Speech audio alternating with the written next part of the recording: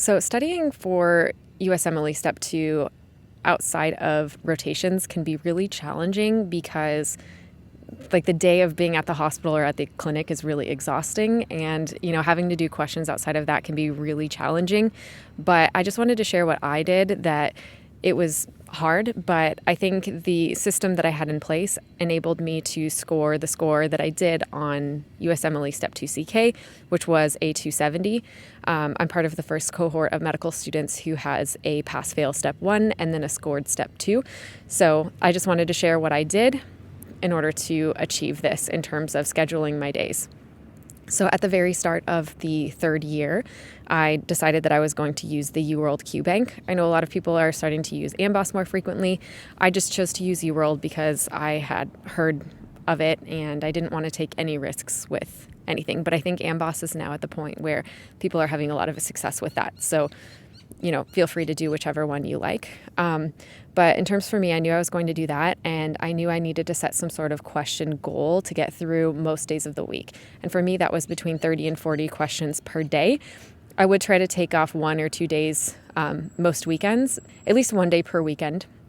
But for the most part, I was trying to get through about 30 to 40 questions per day. So I kept this up throughout the year. And I think one thing that I did that made this a lot easier, and I know that this takes a lot of dedication and it isn't going to be possible for everyone. Hello, bird. For a little bird.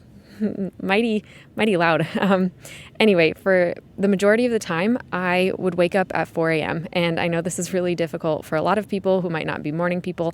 I think I force myself to try to be a morning person, but I'm actually a night owl if I am honest with myself.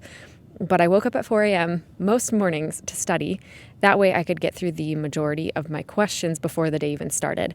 So that way, when I got home, I would maybe only have like 10 questions max to finish getting through. Sometimes I wouldn't have any because I could work on questions during lunch. If I got a lunch, it really depends on the rotation. But I just thought sort of like getting rid of that getting on top of that goal early on in the morning really helped me, because then if something happened during the day, if I had a particularly hard day at the hospital, I could come home and I could just relax, go to the gym, but I did the things that I needed to do for my future, and I had that like checked off. So I would also be kind to myself. If I was really, really not feeling it one morning, I would maybe sleep in and just know that I'm going to do it later on in the day or whatever. But for the most part, I was waking up really, really early. I don't know if you're going to even be able to hear anything I'm saying, but maybe my microphone will cut out these squeaky cute little birds. But yeah, so that was kind of my system for that. During each rotation, I was also doing the NBME CMS forms, or Clinical Mastery Series forms.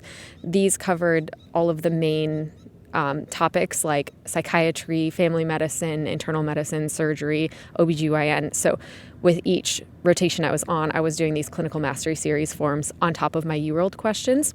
And I would try to get done with my UWorld questions for whatever rotation I was on. So if I was on OBGYN, I would try to get through all of the OBGYN questions. If I was on psychiatry, I would try to get through all of the psychiatry questions. And one thing I did, if I had an elective coming up, so during my third year, I had 2 electives. So during my elective month, I was working on the questions for my next rotation. So I think after my anesthesia rotation, I had pediatrics. So I was working on my pediatrics questions during my elective month. That way I was on top of things and ahead of things. So then during peds, I could be studying for my next rotation. But also during peds, I was also working on my incorrect questions, like that I got incorrect prior to my peds rotation. So I hope that makes sense. And then also during each rotation, during most of the rotations, I was going through an ANKI deck for each specialty. So I was using Zonky at first, and then I switched to, I think, Cheesy Dorian. So I would just go through all of those flashcards just to learn the material, but I wouldn't keep it up after that point. I just wanted to learn it. But I think the main thing that I did to study for Step 2 outside of rotations, like the main thing that gave me success was consistency. I'm not an overly good standardized test taker, but I just stayed really disciplined because I knew it was important for me, especially because I go to a lesser known medical school, and I just wanted to do the best that I could given all of the different circumstances. So that's basically what I did, and I hope that this helps any of you. I think that just establishing a routine can be really helpful, and making sure to like set your goals at the beginning of the year and try to stick to them. You can go into the Qbank and see how many questions you need to get through during the year. Allergies are the worst. But you can sort of like divide it up and see how many questions you need to get through per day on average to get through your question bank. And then, that can kind of guide how many you need to do per day to get through. And then, I guess calculating in your dedicated time as well. For me, during dedicated, I tried to get through about 80 to 100, but usually 100 questions per day. And you can kind of add that in too as well if you know how long your dedicated period is going to be. And then, keep in mind if you want to go through incorrects or not. But that's sort of my story on the routine that I made to do well on step 2. So I hope this can be helpful, and let me know if you have any questions, and we'll see you in the next video.